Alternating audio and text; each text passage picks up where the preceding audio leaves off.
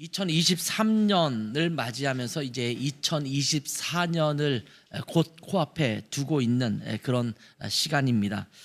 우리가 새해가 되면 가장 많이 하는 인사가 있습니다. 저는 벌써 이미 여러 메시지들을 여기저기서 받고 있는데 가장 많이 오는 인사 중에 하나가 새해 복 많이 받으세요. 이런 인사죠.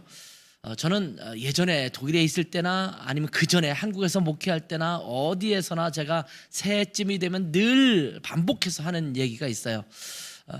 뭘까요? 작년부터 지냈던 분들은 어떻게 인사를 바꾸라고 했던가요?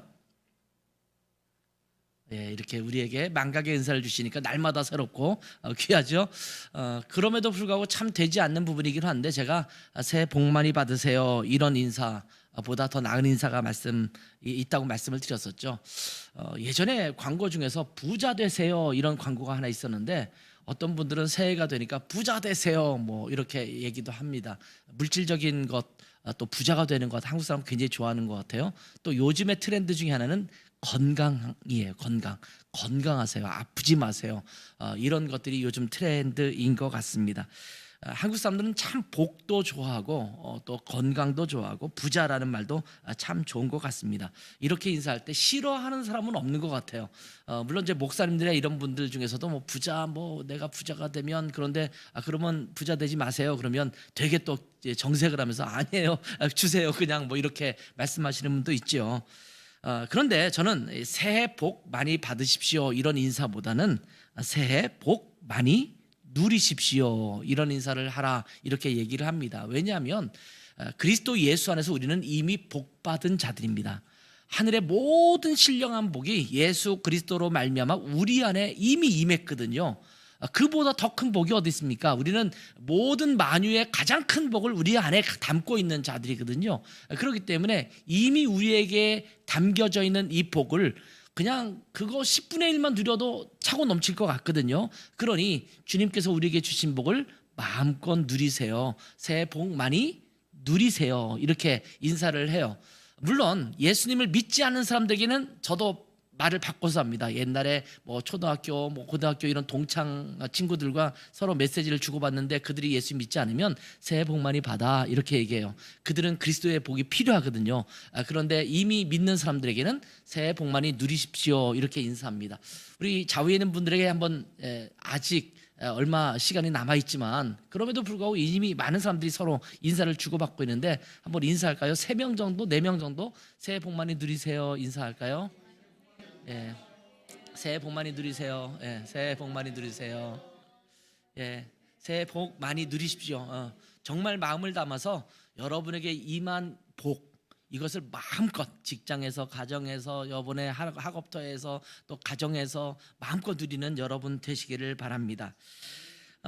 우리가 그리스도 안에 있기 때문에 송두리째 굴러들어온 덩굴째 굴러들어온 주님의 복을 마음껏 누리는 그런 시간이 되었으면 좋겠습니다. 자, 이제 새해가 되면 우리는 캘린더를 많이 바꾸죠. 달력을 많이 바꿔요.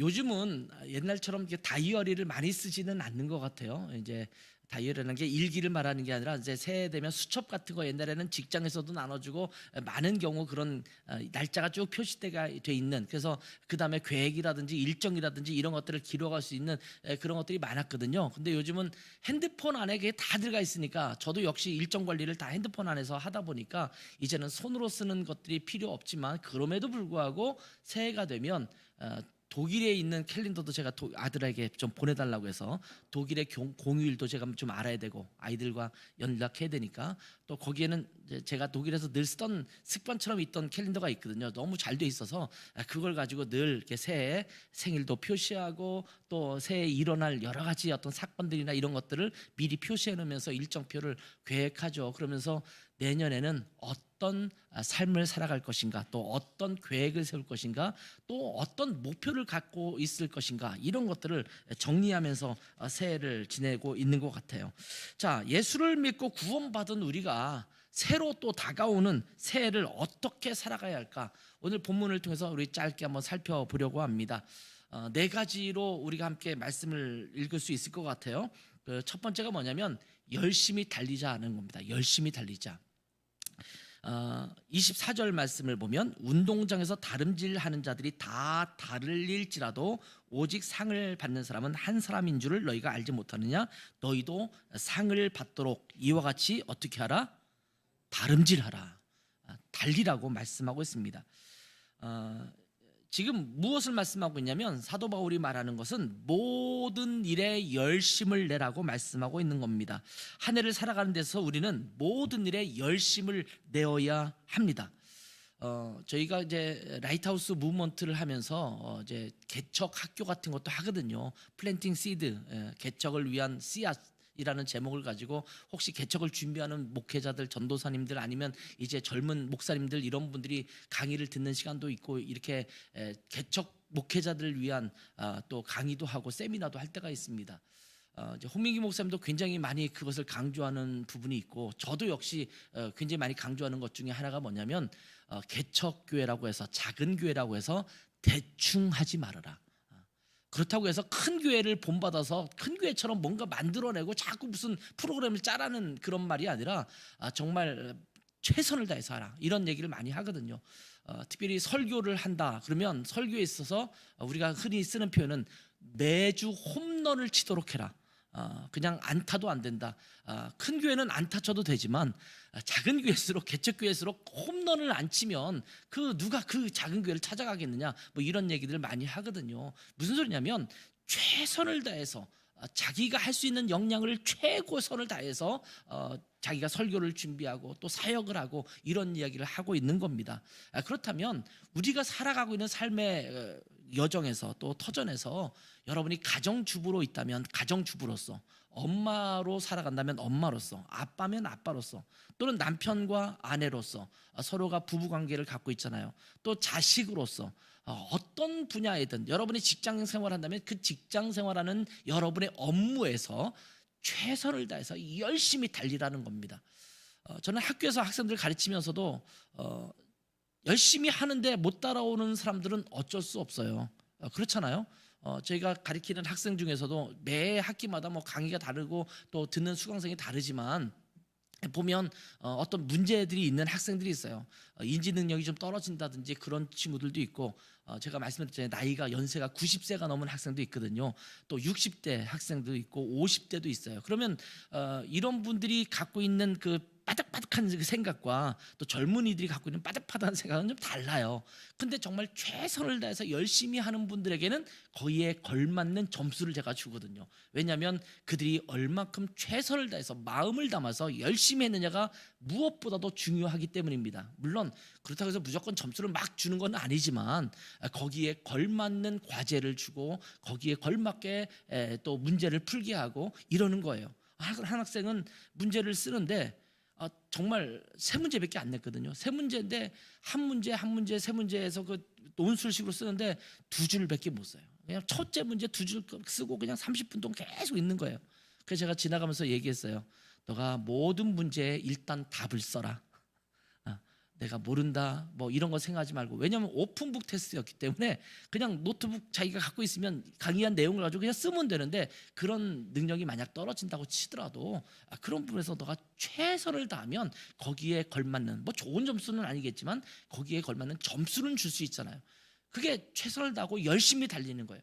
자기 상황에 맞게, 자기의 처지에 맞게 자기의 최선의 삶을 경주하는 것이 굉장히 중요합니다.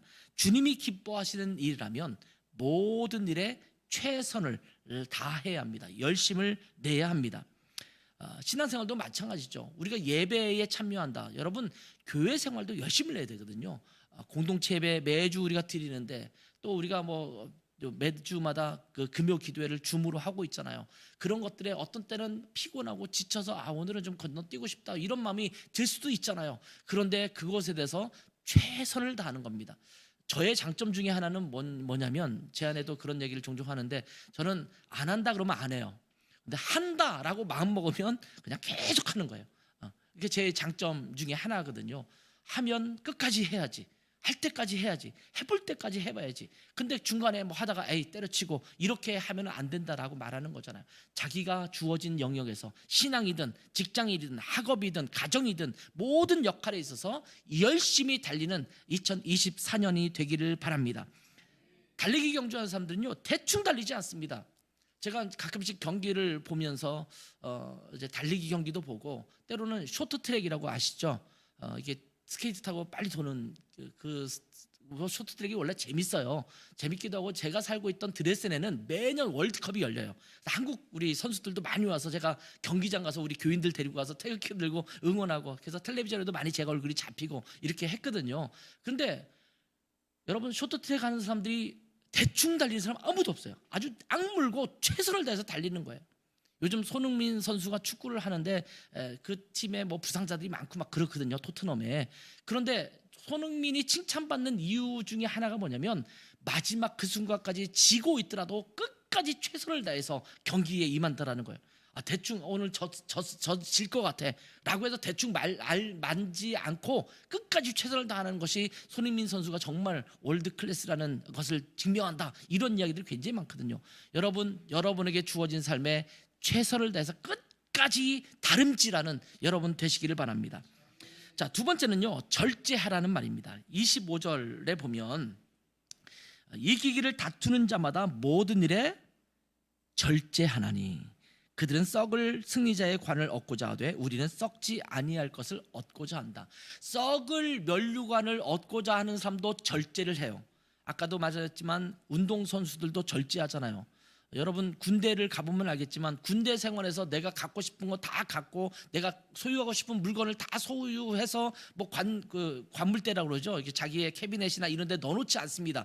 정말 군인으로서 생활할 수 있는 최소의 것만 갖고 활동하거든요. 왜냐하면 전쟁이라면 언제든지 요만한 쇼핑백이 아니죠. 뭐죠 이거 그 백에 거기다 다 집어넣고 그냥 달려나가야 되거든요. 더 이상 내 내무반 내가 자고 있는 그 방에 미련을 두지 말아야 돼요. 이것이 군인이거든요. 그렇기 때문에 모든 일에 절제하는 것입니다. 운동선수나 군인들도 마찬가지입니다. 우리가 그리스도인으로서 균형 잡힌 모습으로 자라가기 위해서 정말 필요한 것 중에 하나가 있다면 절제하는 것입니다. 절제는 뭐냐면 참고 잘라버리는 것입니다. 불필요한 것들을 잘라버리는 것입니다. 하고 싶은 것을 성장을 위해서 참고 포기하는 것을 말합니다. 자기 욕심, 자기가 원하는 대로 되기 원하는 것을 잘라버리는 것, 이것을 의미하는 겁니다. 왜냐하면 이런 것들은 성장에 불필요하기 때문입니다. 오히려 방해가 되기 때문입니다. 마치 나무가 잘 자라도록 하려면 가지치기를 잘해줘야 되거든요. 저도 제가 자주 얘기하지만 독일에 있으면서 교회 건물이 있고 교회 건물 마당에 나무들이 굉장히 많아요. 그 나무들을 가지치기는 일을 잘 안 해주면 나무가 똑바로 잘 자라지 못하고 이쪽에 영양분으로 다 가기 때문에 결국 짜리몽땅하게 그냥 풍성해지기만 하지 굉장히 지저분하게 자라지 곧게 자라지 못하는 경우가 많죠. 제 친구 중에 하나가 목회자이면서 과수원을 하는 친구도 있어요. 근데 그 친구를 가면 늘 안 될 만한 나무 열매는 다 따버려요. 미리 다 따버려서 될 만한 열매에 모든 그 영양분이 잘 갈 수 있도록 실하게 자랄 수 있도록 그렇게 하는 거거든요. 이게 절제하는 겁니다. 불필요한 것은 끊어내버리는 것을 의미합니다. 친구와의 관계를 끊어버리라는 것은 아니지만 그냥 아무 시간이나 자주 만나고 쓸데없이 만나는 것에 대해서는 우리가 좀 절제할 필요가 있죠. 쓸데없는 쇼핑에 대해서도 우리가 좀 절제할 필요가 있죠. 쓸데없이 시간을 쓰는 것도 절제할 필요가 있죠. 쓸데없이 뭔가 쳐다보고 있고 계속 바라보고 있는 것도 우리가 절제할 필요가 있죠. 왜냐하면 그것이 우리에게 성장이 되지 않는다고 한다면 성장을 위해서 끊어버릴 것들을 끊어버리는 것, 이것이 절제하는 것입니다. 근데 이런 것들은요 여러분 쉽지가 않습니다. 절제라는 말도 그렇지만 잘라버리는 거잖아요. 그러면 아프죠. 그것을 잘라낸다는 것이 두렵습니다. 그러나 이런 것들은 우리의 성장에 치명적인 장애를 주는 것들이기 때문에 아프지만 두렵지만 잘라버려야 합니다. 요즘은 뭐 동상 걸리는 사람들이 많지 않지만 예전에는 동상 걸리고 관리를 못해서 발가락이라든지 뭐 발 같은 경우 썩어가는 경우도 있어요.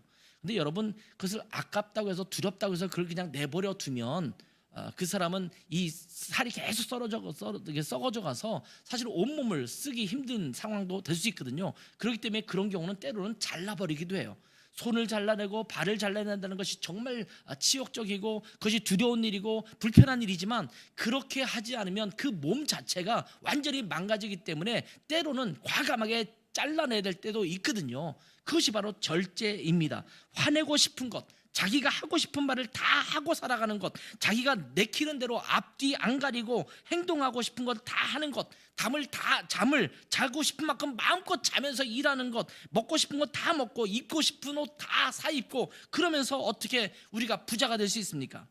성공한 사람들을 보면 다 절제를 잘 하는 사람들이라는 공통점이 있습니다. 텔레비전 같은 데 보면 성공시대라는 그런 다큐멘터리 있잖아요. 그런데 보면 다들 어떤 일들을 잘하느냐, 사람마다 다 특징이 있지만 공통된 특징 중에 하나가 뭐냐면 절제하는 겁니다. 자기의 삶에 균형을 맞추는 것입니다. 우리가 믿음 생활에서 성공하기 위해서는, 또 자라나기 위해서는, 성장하기 위해서는 참아야 할 것들을 참고 잘라버릴 것들을 잘라버려야 합니다.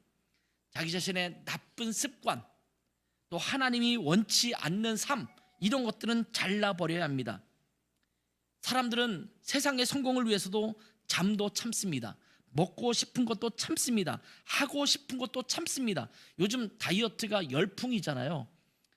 정말 날씬한 사람들이 제 앞에서 다이어트 해야 된다, 살이 쪘다 이런 말 하면 저는 얼마나 짜증나는지 몰라요.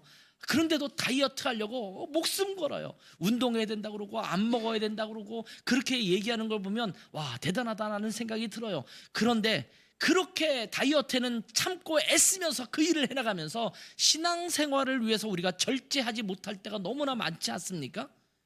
그런 것들을 절제하면서 믿음이 성장하도록 내년 한 해 열심히 달리면서 또 절제하는 삶이 되시기를 바랍니다.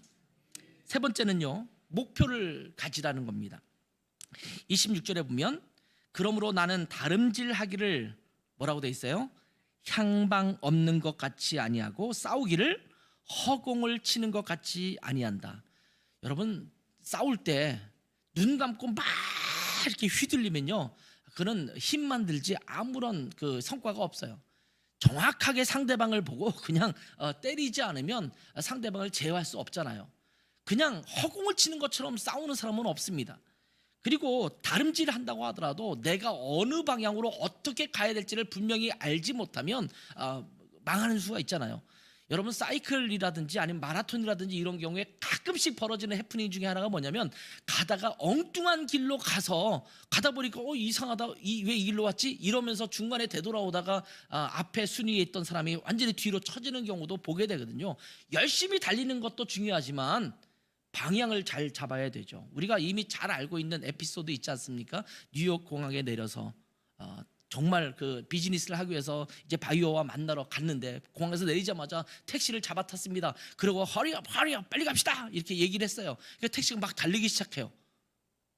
한참 달리다 보니까 이 사람은 이제 서류를 보고 있다가 이제 바이오랑 만나서 무슨 얘기가 될지 정리하고 있는데 한참 달렸는데 도대체 엉뚱한 데로 달리고 있는 거예요. 그래서 택시 운전사에게 말합니다. 이게 지금 어디 갑니까? 그랬더니 이 택시 운전사가 말하기를 당신이 빨리 가래서 나는 빨리 가고 있는 중이다. 근데 어디로 가라는지는 말 안 했다. 난 그냥 달리고 있는 중이다. 이렇게 말했다라는 해프닝이 있지 않습니까? 빨리 가는 것보다 더 중요한 게 뭐냐면 분명한 방향을 잡고 가는 것입니다. 자, 운동선수들도 그렇고 이 목표가 있습니다. 분명한 목적이 있습니다. 마찬가지로 우리 그리스도인에게도 바로 목표가 있어야 합니다.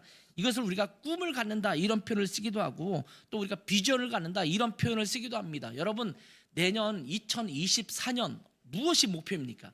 저희 라이트하우스 고향은 올해 한 해 동안 온 마음으로 예배에 집중하고 온 삶으로 하나님 앞에 예배하는 삶이 되면 좋겠다라고 하는 목표를 가지고 한 해 동안 달려왔습니다. 그리고 내년에는 모든 우리 삶의 영역에서 예수 그리스도가 우리의 주인 되신다는 것을 분명하게 인지하고 삶의 영역에서 그런 영역들을 계속해서 넓혀가고자 하는 것이 우리 라이트하우스 고향교회의 내년의 목표입니다. 이것을 향해서 다름질할 거예요. 그러면 여러분, 교회는 그렇다 치고 여러분은 내년에 어떤 목표를 세우고 가고 있습니까? 여러분의 가정과 또 여러분의 직장에서 여러분이 갖고 있는 어떤 취미생활조차도 어떤 목표를 가지고 한 해를 시작하는지를 분명히 볼 필요가 있습니다. 어떤 사람들은 새해가 뭐 대단하냐 이렇게 묻습니다. 매일 찾아오는 날과 뭐 1월 1일은 똑같은 날 중에 하나 아니냐, 우리가 인간이 나눠놨을 뿐인데 그게 뭐 이렇게 중요하냐 이렇게 말합니다. 매일 태양이 떠오르는데 굳이 오늘 밤 뭐 해지는 걸 보겠다고 저기 서해로 가고 내일 아침에 또 이동해서 동해로 가서 해 뜨는 걸 보겠다고 하는데, 어제 뜬 해나 오늘 뜨는 해나 똑같은 해인데 뭘 그렇게 야단을 떠냐 이렇게 말하는 사람도 있습니다. 그러나 우리 삶에서 획을 그어서 그동안의 삶을 정리하고 새롭게 목표를 가지고 출발하는 것은 굉장히 중요합니다. 어떤 것이나 잠깐 휴식을 취하면서 뒷정리를 하고 다시 모아서 그 다음 일을 향해서 가는 경우가 굉장히 많지 않습니까? 그런 의미로 새해는 아주 의미 있는 것입니다. 그런데 새해를 중요하게 여기지 않는 사람들의 많은 사람들은 무슨 꿈이 있냐, 무슨 목표가 있냐, 늘 그렇고 그런 삶인데 작년에 살았듯이 내년에도 살면 되고 그렇게 살면 되는데 뭐가 달라진다고 목표를 세우느냐, 어렸을 때는 그렇게 세웠지만 이 나이에 무슨 목표를 잡겠느냐 이렇게 말씀하시는 분도 있을지 몰라요. 그런데 여러분 기억하십시오. 꿈이 있는 사람은 꿈을 이룹니다. 목표가 있는 사람은 목표를 이루는 거예요. 근데 목표가 없는 사람은, 꿈이 없는 사람들은 이룰 게 없는 거예요. 그러니 1년이 지나도 내 손에 소득이 없는 거거든요. 우리 종원이는 공무원 시험 목표가 있잖아. 그렇죠? 목표가 있으면 내년에 그것을 이룰 줄 믿습니다. 우리가 목표를 잡아야 돼요. 내 삶에서, 내 직장에서 뭐 똑같이 직장에서 시키는 일을 하면 되지가 아니라 정말 목표를 삼아야 돼요. 제가 독일에 사역하면서 공대생들이 많이 와요. 박사를 받고 박사 후 과정이죠. 포닥이라고 말하죠. 포스트 닥터로 오는 거예요.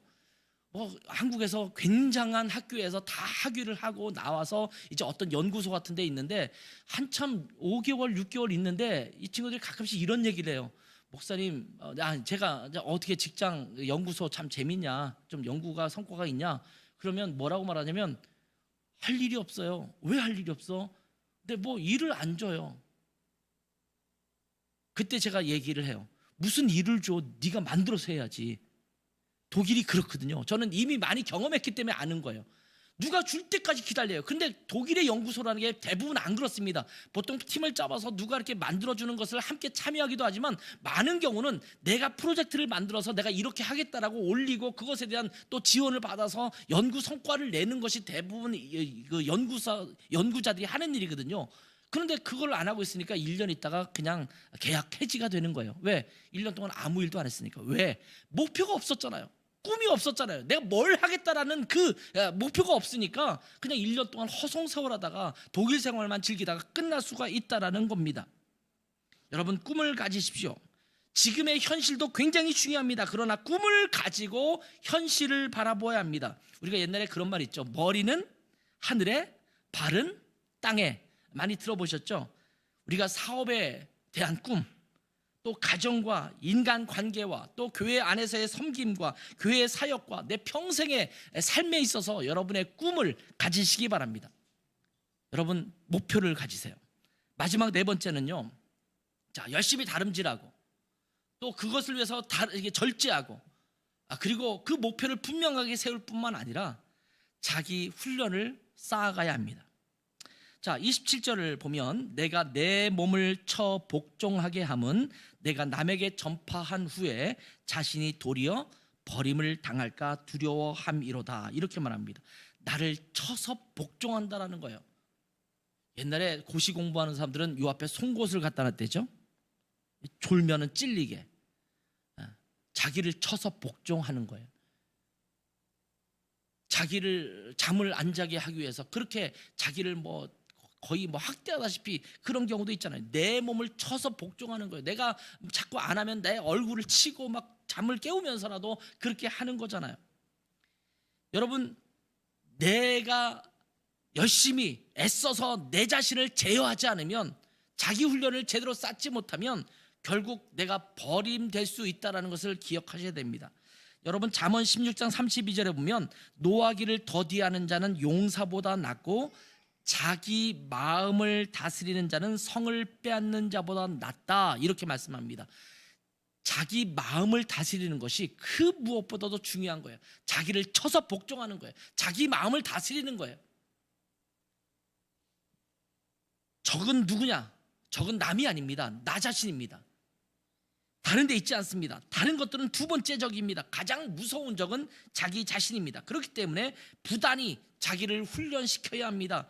언어의 훈련도 쌓아야 되고, 신앙의 훈련도 쌓아야 되고, 직장에서 내가 갖고 있는 전문적인 그런 부분도 훈련을 쌓아가야 합니다. 그렇지 않으면 버림을 당할지도 모르겠다. 바울 사도는 그렇게 말하잖아요. 근데 이 버림을 당한다라는 말을 우리가 오해해서는 안 됩니다. 보통 이것을 내가 열심히 사역했는데, 사도 바울이 열심히 사역했는데 내가 버림받는다라고 말하면 사도 바울이 열심히 사역했음에도 불구하고 구원을 못 받는다는 말이야? 뭐 이렇게 생각하는 경우도 있어요. 근데 여러분, 여기서 버림받는다라는 것은 하나님 앞에 버림받아서 구원에서 제외된다, 이런 의미가 아닙니다. 이 헬라어 버림이라는 말은 아도키모스라는 단어가 사용됩니다. 이 아도키모스라는 단어는 인정받지 못하다라는 의미를 갖고 있어요. 근데 이거를 우리가 버림을 당한다라고 번역을 한 겁니다. 내가 열심을 했지만 나 자신을 잘 제어하지 못하고, 내 스스로 훈련하지 못하고, 나를 쳐서 복종시켜서 내 열심히 다름질하고, 목표를 가지고 다름질하고, 그리고 그것에 대해서 내가 절제하지 못하면 내가 인정받지 못하게 된다. 결국은 그렇게 이야기하고 있는 겁니다.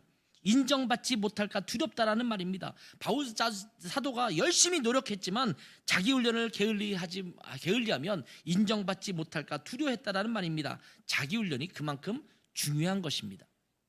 여러분의 마음이 굉장히 중요해요. 오늘 오전에도 잠깐 예배를 드리면서 그런 얘기 했잖아요. 예배의 형식이 중요하지 않다. 내 삶의 환경이 중요하지 않다. 가장 중요한 것은 우리의 마음이다. 우리의 태도다. 이렇게 얘기했잖아요. 여러분 스스로를 제어하고 자기를 쳐서 복종하는 것, 자기의 마음을 다스리는 것이 굉장히 중요합니다. 무엇이 중요한지 우선순위를 분명히 정하고 그것에 여러분의 마음을 두시기를 바랍니다. 자, 새해가 곧 됩니다. 새해는 이기기를 다투는 자들이 되기를 바랍니다. 한국에서 한국 사람들에게 이기기를 다투는 자가 되라는 말은 좀 위험한 말이긴 해요. 한국이 워낙 경쟁사회이기 때문에 그렇지 않아도 경쟁하는데 교회에 와서도 이기기를 다투는 자가 되라고 말하니까 좀 이상하게 생각할지도 모르지만, 그런 의미에서 남을 밟고 올라서는 이기는 그런 것을 말하는 것이 아닙니다. 내가 주어진 것들을 넉넉히 잘 감당하는 것을 의미하는 말입니다. 그래서 꿈을 이루고 여러분의 사업과 직장에서 인정을 받고 가정도 잘 되고 교회도 부흥하고 또 신앙이 성숙하는 그런 2024년이 되기를 주님의 이름으로 축원합니다. 기도하겠습니다. 하나님, 사도 바울이 하나님 앞에 고백하면서 내가 하나님 앞에 열심히 다름질하면서 분명한 목표를 향해서 자기 절제를 하면서 자기를 다스리면서 그렇게 다름질하면서 이기기를 다툰다, 이런 이야기를 하면서 고린도 교회 성도들에게 권면하고 있는 말씀을 읽었습니다. 하나님, 이 말씀을 저희에게 대한 권면의 말씀으로 잘 받아들이게 도와주시고 2024년 저희가 그러한 모습으로 한 해를 열심히 달려가는 저희들 되게 도와주시옵소서. 그래서 내년에는 하나님께서 우리 마음에 주신 그 꿈을 이루어가는 복된 한 해, 하나님께서 주신 꿈을 이루는 한 해, 그런 한 해가 될 수 있도록 은혜 베풀어 주시옵소서. 감사하며 예수님의 이름으로 기도했습니다. 아멘.